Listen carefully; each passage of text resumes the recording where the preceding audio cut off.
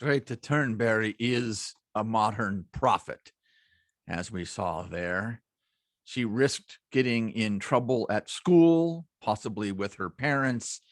She tangled with one of the most powerful men in the world while doing it. Prophets are part of our UUA Sources. This is the second in a series of 6 sermons about those 6 sources.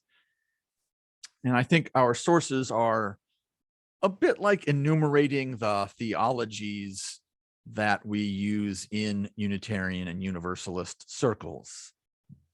Theologies is a loaded word sometime. Think of paths up the mountain, if you will.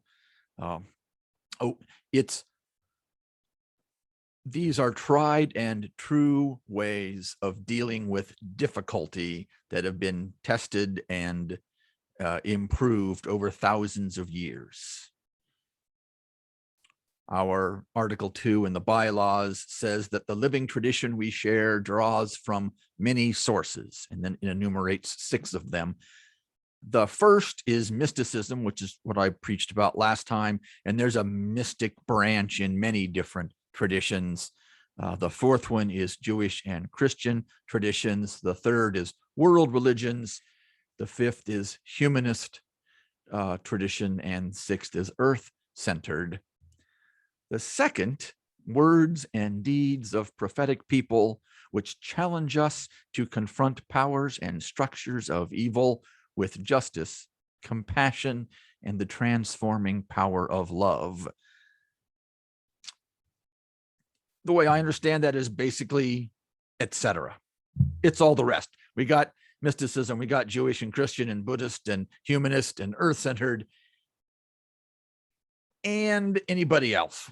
Whatever, if they're confronting powers and structures of evil, whatever language they speak, whatever tradition they embody, we can draw wisdom from them. We can draw inspiration from them too. And as well as being sort of the least well-defined, it's also the least easily acted upon, I think. Lots of people call themselves prophetic. How do we know which ones to follow or emulate? This all comes from the Hebrew Bible, the Greek word prophetis, spokesman or divinely inspired messenger. Well, some people call Nostradamus and other sort of fortune tellers prophets. And by some definition there is, I don't think that's who we're talking about in this source. You'll hear people talk about the Prophet Muhammad, and who was, if the stories are, according to that tradition, was a divinely inspired messenger, certainly. And again, I want to be wary, not necessarily the Prophet Muhammad, but of all sorts of people who claim to be prophets or who are called prophets. Lots of harm can be done in the name of religion. And I agree with some of our religious ancestors, including the transcendentalists, who say that we can sense it in ourselves. We know ultimate truth when we come across it.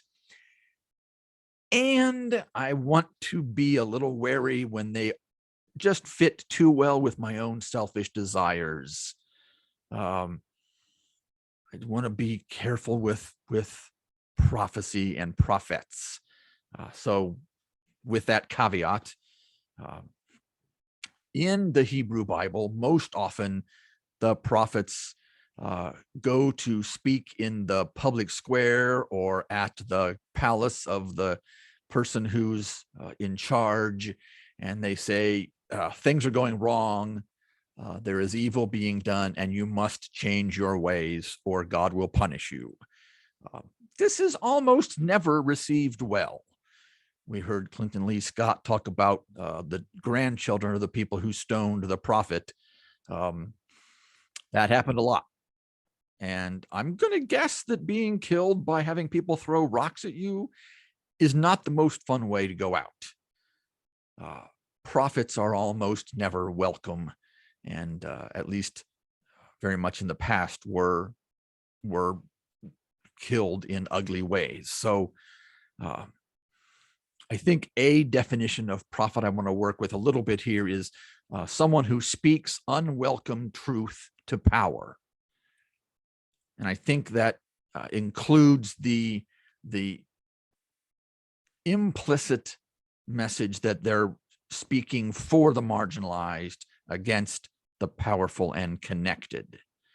So one example here is Fauci, and I respect Dr. Fauci immensely, and I'm grateful for some of the good he has done.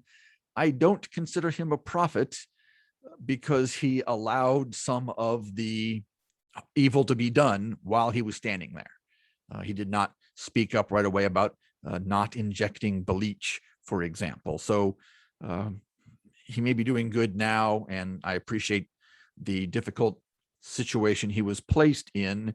But those guys who were being stoned thousands of years ago would say, you know, just keeping your job and not having rocks thrown at you, not the highest bar to be working with. We led off with Greta Thunberg and her work for ecologic justice and life for all beings on our planet. I think certainly she is a prophet. Al Gore, I think, lost the presidency, or at least certainly risked it by talking about the environment so much. I would include that in my list of prophets that I want to emulate. And then I get to Elizabeth Mount. Now, they are one of my colleagues. Elizabeth was one of the people that hung in a kayak under a bridge, and they hung low enough that the Shell oil ships could not leave the harbor without probably killing some of those activists. They called them kayaktivists, and prevent them from getting up to the Arctic Circle and doing harm by drilling for oil up there in those conditions. Is that speech? Is action speech? Maybe. We'll come back to that. Sarah Kendzior has been writing about authoritarianism, and especially how it is enacted in modern times with the internet for a number of years. Many of us probably follow her on social media. I would say that she is a prophet telling us what may happen coming soon in governmental authoritarianism. When we're talking about race relations, Colin Kaepernick certainly is a prophet.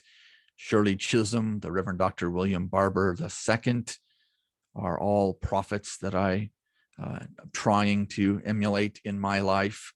And here we get back Rosa Parks, like my colleague Elizabeth.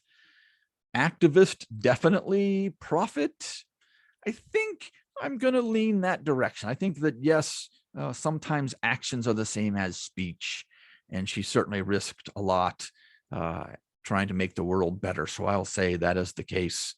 Tarana Burke, who was the first to use the Me Too statement about sexual assault in 2006.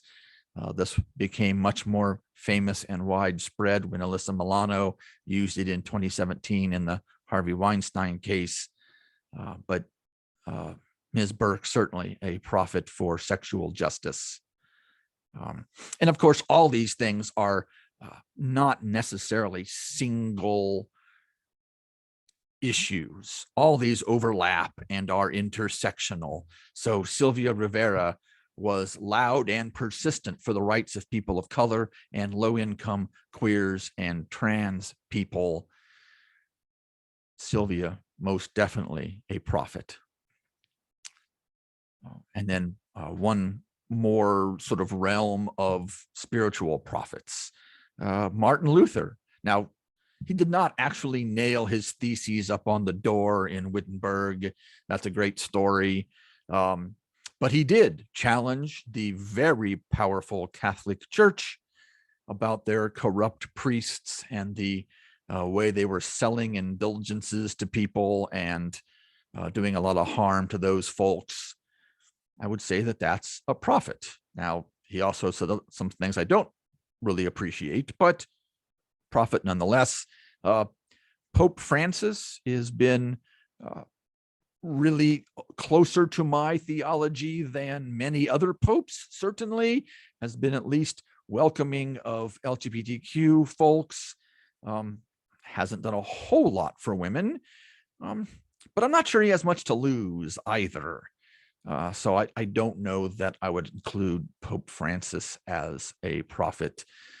Pretty much everyone who signed the Humanist Manifesto in 1930s, they had a lot to lose. I mean, people still have a lot to lose coming out as atheists or humanists in 2021. So they certainly had a great deal to lose and were speaking their truth and trying to make the world a better place as they understood it. Those are prophets. Those are people that I want to emulate in the world. And then here's a twist, right? I think the people who are threatening doctors at school board meetings with their anti-mask signs and shouting probably think they're being prophetic. And what is my argument for saying they aren't? I think those people are arguing mostly for their own comfort, and they're putting the health and well-being of others, more marginalized, typically at risk. I don't think they can plausibly say they are marginalized and they're not risking any real harm, except, of course, dying of the vaccine or dying of the virus. I almost inadvertently included their argument there. So I don't think they're prophets at all. And I would certainly not encourage us to follow their actions. So all of that is a little bit on how to tell who is or who is not a prophet and how we should emulate them or not. And then we come back to the words of Clinton Lee Scott: great leaders are honored not by adulation, but by sharing their insights and values. In the video we watched just a moment ago, Greta Thunberg speaking before the assembly, "I'll be watching you." And they all sort of chuckled and applauded for her. Yay, good for you. And you can see she got kind of mad about this. And, don't humor me, don't honor me, fix the issue. I'm not saying we can never share prophetic posts on Facebook. I'm saying that shouldn't be the only thing we ever do to help our world. And it's difficult. And this is one of our 6 sources. You don't have to be a prophet in your own life. You don't have to be a prophet all the time. If you choose to do it once in a while, when we do try to be prophets, let us speak up even if our voice shakes, and let us do it with justice, compassion, and the transforming power of love. Which gets us into some prophecy for our times. If the majority of us in the largest sense, if the majority of our folks that share the North American continent don't get vaccinated and don't wear their masks, there will be another wave of the virus. The pandemic will work toward becoming endemic. Our hospitals will fill up. New variants may be spawned, and we may well face another winter of isolation. My friends, I get very angry when I think about that. I resent some of these folks, and I feel a real chill in my spine. Y'all know I didn't get through last winter super well. I'm much more grounded now. I'm much more well connected. I think I actually am in a good place to go through another winter if we have to, but I also suspect that it will bring a lot more harm to a lot more people I love. I think we white-knuckled our way through the last year. We did a lot of good work in this congregation. Many, many of us reached out and helped each other get through difficult times. And I think we let that loosen up a little bit with the summer and with the vaccinations. And I truly fear for businesses and for just our own mental health and well-being, that another isolated winter could just be really awful. And so I want to come at this not from fear, not from anger. I've tried those. Turns out they don't work super well. I want to come at this with the transforming power of love. I love all of you deeply, and I want to be sure that you are all well cared for and that we get through anything like this together. It is still my hope this does not happen, that many things may yet occur, that we can gather together this winter and not be stuck in our homes again. And if it does come to pass, I'll be doing everything in my power to help connect us in different ways, in better ways, to support each other, to support especially our families with young children and our people who live alone. We tried to do worship as similar as possible to the way we used to do it. I think that's helpful. We made sure that people have a chance to talk. I think that's helpful. I think we can do those things more and differently. There's lots of ways that we can change what we do and how we do it so that we all feel connected and loved and supported going forward. I do hope it doesn't happen, and I'll be ready if it does to meet you all with love. I'm not speaking for the board or any committees. I suspect they will act also in ways to support everyone, to connect our members and our friends. But I will ask, when we meet in person next Sunday, wear our masks. Even though we're outside, wear your masks. Make sure they fit well. Don't hug anyone who doesn't want to be hugged. Do hug those people that want to be hugged if you want to do that. And especially if you come to the Faith in St. Joe County meeting this afternoon at St. Paul Bethel Baptist, wear your mask there too. We can be prophets just by wearing a mask sometimes, and that is demonstrating our love for our fellow beings. So may we be.